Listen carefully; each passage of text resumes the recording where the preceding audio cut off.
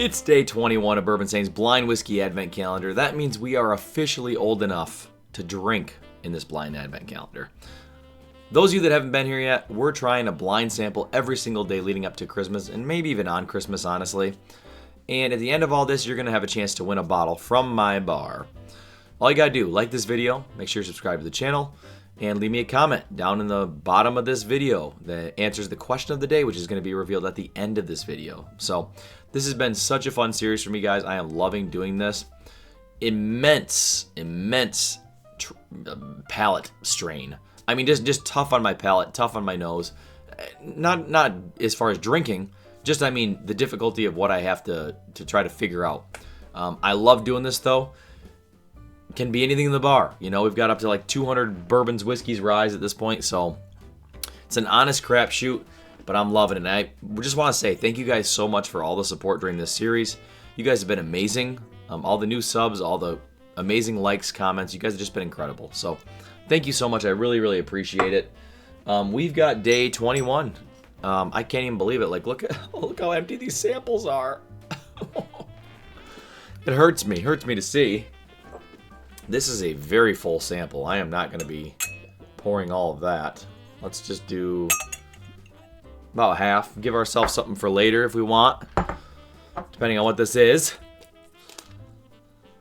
Let's go into color. Boy, this is a dark mama on this one. Looks good. Actually, really good viscosity on the glass too. Nice legs. Those legs can walk, maybe even run. Like it. I like it a lot. Beautiful. Let's go into color, or let's go into nose. Ooh, baby. This has got some bite to it. This is a very peppery whiskey. Quite a bit of proof actually coming through too. Those of you that have been watching this series, you know I've been having difficulty distinguishing rye versus proof. So that's a big point of training coming up this next year. Really nice though. This is a very, like I said, very spicy whiskey. A lot of black pepper on here. Definitely getting some citrus also. Almost like an orange peel, a little bit of lemon peel, lemon zest. But I'm getting cherry down here too. This has got some pretty dark cherry actually. Quite a bit of oak actually too. It's very bitey though, very bitey whiskey. And when I say that, I just mean like I think it's probably rye kick. But it's got definitely a layer of sweetness in there too. So it's hard to say this is going to be a rye whiskey or a bourbon. Might be a tweener, you know, some kind of boo rye or something. Huh. There's something else in there that I just can't pick out. I don't know what that is. I'm going to have to, maybe it'll come through on the palate. So let's go into the palate, guys. See what we get.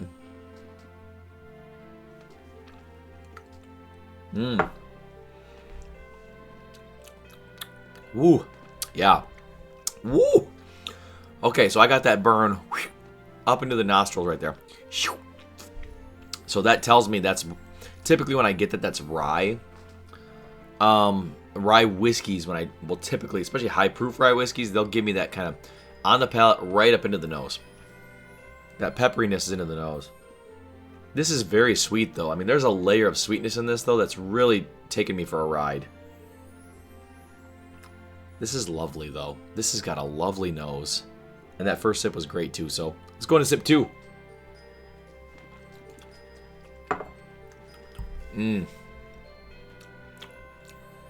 Wow. You know, this, again, is kind of giving me that kind of chocolate-covered cherry vibe.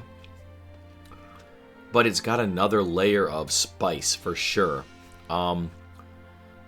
I think it's both. I think it could be a rye whiskey and it could be just a spicy whiskey in general, like a high proof whiskey.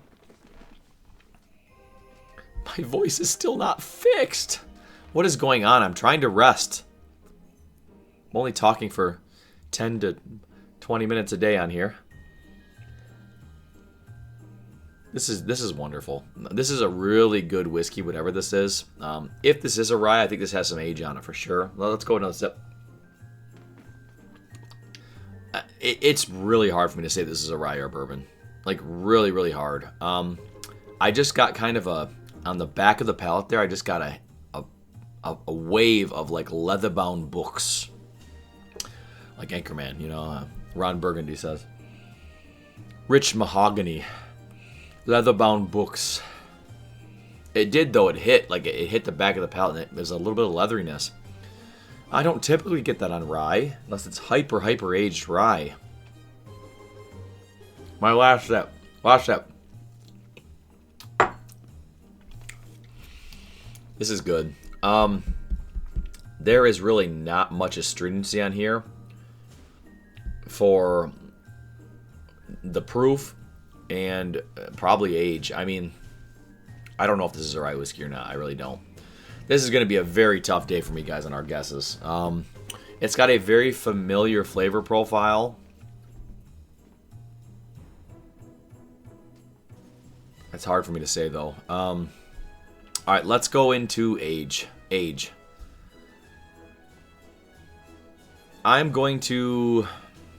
You know what? Every day leading up to this, I've said, let's do this independently. Let's not guess a bottle in our head and then say it. Let's do independently. So let's go independently. Age first. Regardless of if it's bourbon or rye. No alcohol burn. Maybe just the faintest amount. 7 years. 7 years is what we're saying. Proof. It's a spicy boy. It's a spicy meatball. But that could just be rye. See? Drive myself crazy. No more sips. No more sips. This is the reveal. No more sips. Okay, proof. I'm going to say 115. Because it's hot, but it could be the rye spice throwing me off. I'm going to say 115. Ay. Distillery.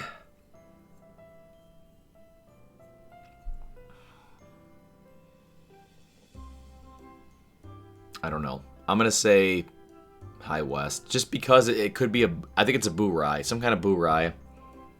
That's what I'm saying. High West. Could be completely wrong, but... Alright, let's get our results here. I forgot what I was reaching for.